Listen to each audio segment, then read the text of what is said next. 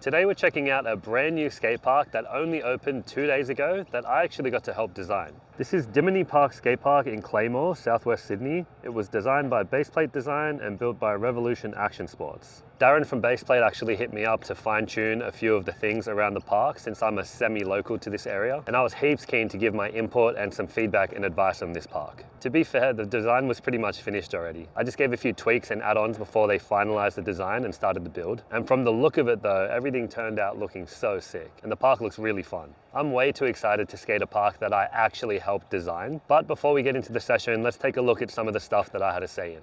The first thing I had to say in was the flat bar thickness. I wanted it to be like Macquarie Field Skate Park because that's a thinner round rail and it's better for locking into pinch grinds. The wider the diameter of the rail is, the easier it is to slip out of like Smiths and Feebles and stuff. So that was a big thing for me, and I think we went with 60 mil thickness, and the height was already set at 375 mil height, which is pretty perfect for a flat bar height. It's about mid shin level for me. I also had the idea of putting the ride-on at one end as well. Having that at one end, it creates just something more fun than just a standard flat bar. You can use the roll-on or ride-on side on this side, or you can just skate it like a normal flat bar coming this way because the rail still ends. The next thing I had to say in is having this elevated ledge here on this side of the manual pad. So the original design had this bank to bank here and it had the manual pad exactly how it is. But I thought if we have an extension ledge on this side, you can skate the higher ledge on this side, or you can use the banks to hit it, or it creates a bit of a harder obstacle where you can grind over the top of the manual pad or even pop off to manual really quickly. So now we've got the manual pad, the smaller ledge, and then the higher ledge too. Now there was already a curb designed at the top of this bank here. I can't remember if it was my idea or Darren's idea to have it a curved curb, but I definitely remember recommending to have it higher. So once you're doing like a slappy feeble or a board side or something,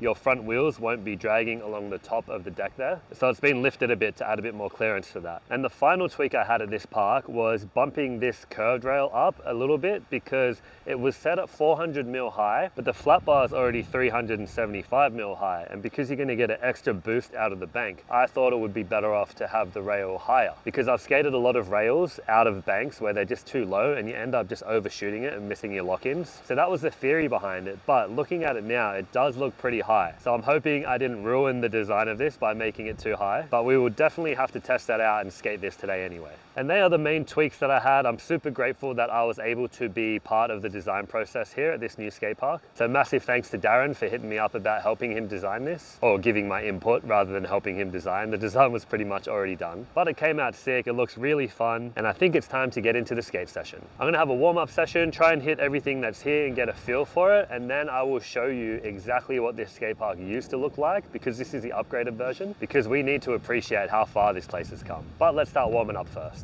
I just want to hit this rail first thing, just to make sure I didn't suggest it to be too high. Gotta make sure it works, because I'd be worried if I ruined it for everyone. I don't think it'll be too high out of the bank.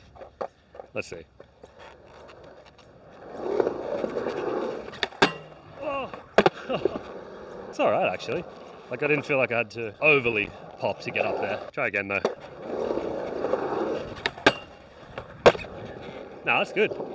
I'll come back to that and try some more tricks after I skate the rest of the park first.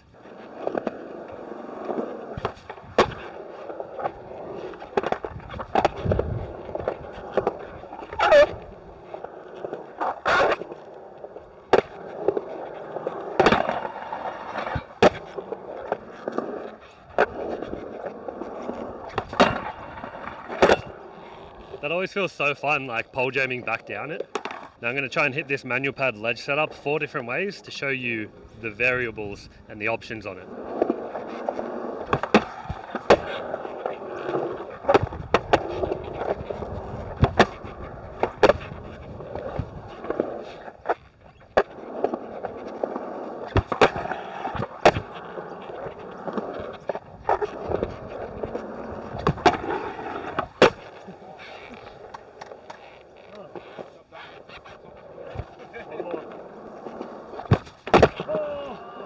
First try kickflip. Let's move on to the curb at the top that guy's trying to hit.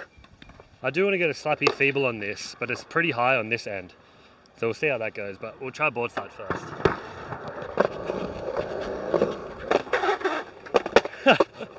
I didn't know whether to ollie or to like ride onto it.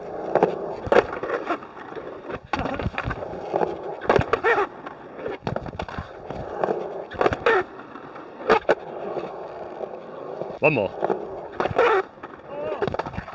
It felt fine, but I just want to get a better one. I was a bit wavy on it. So much harder than I thought it would be.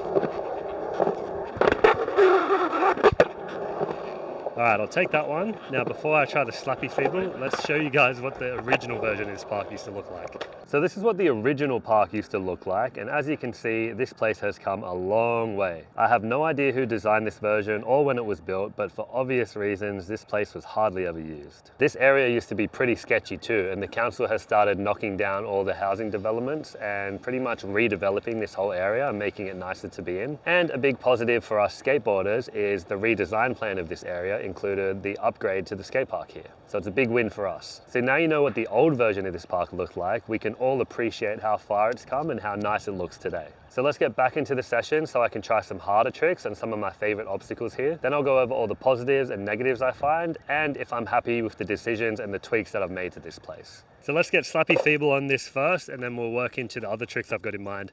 But I am on a time limit today, so hopefully we can get them done quickly. Oh my God. Oh my God. Oh, I thought that was it. And straight shootout. No! Couldn't keep my shoulders straight. Oh, not that way.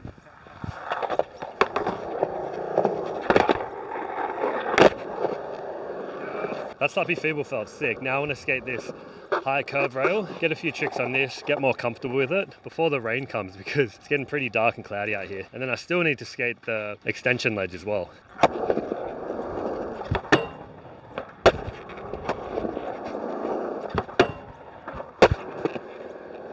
I want to try and get feeble and 50 and then hopefully feel comfortable enough to try and crooked grind it. High rails like this are good for crooked grinds because your front truck meets it easier.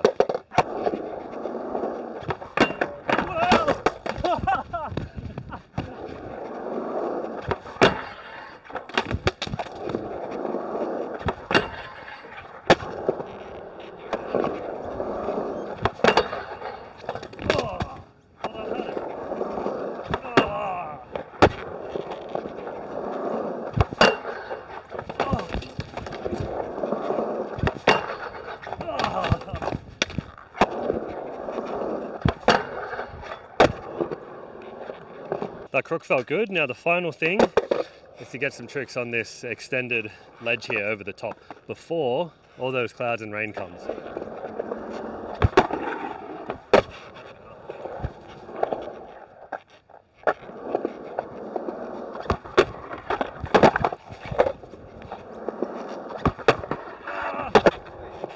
I actually just felt some raindrops, so I better get these tricks quick.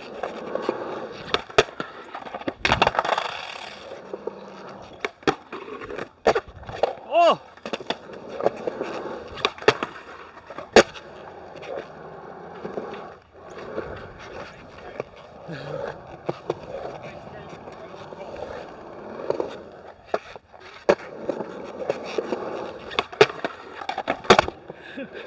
Oh, it's so sketchy with the water.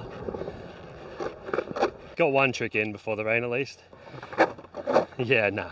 Such a bummer that it started raining because there was so many more tricks that I wanted to do, but at least I got the chance to skate everything and get a trick on everything. So some positives I think are that this park is pretty basic. It just flows back and forth. So there isn't much potential for there to be a lot of crashes if it's busy. So people shouldn't be cutting across left and right. They should just be going forward and backwards. Having the skate park slightly elevated to where the wood chip sits is a massive positive too. So once it's windy, it won't blow those wood chips into the skate park. Although that big tree on the side will provide a lot of good shade, there's also a lot of tree nuts and twigs and stuff that kept falling on the ground. So that's just going to be a negative, but that kind of outweighs the negative because of the shade that you're going to get from there, especially going into summer now. There's a lot of wide variety of different obstacles here: manual pads, ledges, rails, quarter pipes, banks, slappy curbs. There's pretty much something here for everyone, and also there is something here for every skill level. There's a lot of basic small things here for beginners, and then you've got the potential for advanced skaters to have fun here too and do do hard tricks. Even things on the side like these small little quarter pipes that you can learn how to drop in on, and then you can take it to the bigger one. On the other part, they have the small roll-in as well that you can practice rolling into, then you can take it to the bigger one as well. The flat bar has that ride-on section, so you can learn how to ride up onto your 50s before you can ollie that high. The manual pad ledge is really small to learn on, and then you've got the higher extended ledge, or even coming from the bank side and hitting the ledge. There's lots of progression around the whole park, and they have packed a lot of obstacles into such a small area. They've really done well for how much they've fit in here without it being too cramped and overwhelming.